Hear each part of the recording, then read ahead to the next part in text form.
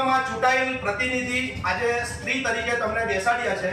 તમારા હસબન્ડને કોઈ અધિકાર નથી અહીંયા પૈસા કોઈના કાપવાની વાત કરવાનો, એટલો માનો છો કે નિષ્પક્ષપણે તમે માનો છો કે નહીં? આ વસ્તુને આ વસ્તુ શું છે? સ્ત્રી સશક્તિકરણની જે વાતો થઈ રહી છે સરકાર દ્વારા, આ સ્ત્રી સશક્તિકરણનું ઉલ્લંઘન છે. મેડમ ચેરમેન શ્રી, આપ શું કહેવા માંગો છો આ મુદ્દે? એમના હસબન્ડને કયો અધિકાર છે પૈસા કાપવાના કોઈ પણ કોન્ટ્રાક્ટરને?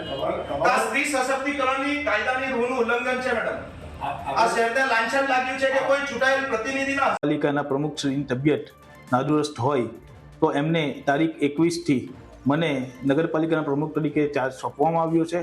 હું આ નગરપાલિકામાં આવનાર દરેક કાર્યોની અંદર પ્રમુખની સત્તા ભોગવીશ અને સારી રીતે કાર્ય થાય, ગામના વિકાસના કામો થાય અને ગામને સ્વચ્છ અને સુંદર બનાવવા માટે પ્રયત્ન કરતો રહીશ. નગરપાલિકાની અંદરમાં આવું ભ્રષ્ટાચાર બાબતે કોઈ અમને પ્રશ્ન થઈ નથી, તો આ બાબતે તમે આ ખુરશી પર બેસવા લાયક નથી. તો બેને કીધું કે મારું સાબિત થઈ જાય ત્યારે હું ખુરશી પર નહીં બેસીશ. એટલે ચોરી અને ઉપરથી સીનાચોરી એમના પતિદેવ તે 2 લાખ રૂપિયાની વાત કરે છે, આ 50,000ની વાત કરે છે. એટલે વાત ધ્યાનમાં નહીં આવી કે સરકાર કેમ ઊંઘમાં છે કે આટલું મોટું ભ્રષ્ટાચારની વાતો થઈ રહેલી છે, તો એના સાથે કેમ કાર્યવાહી કરવામાં આવતી નથી.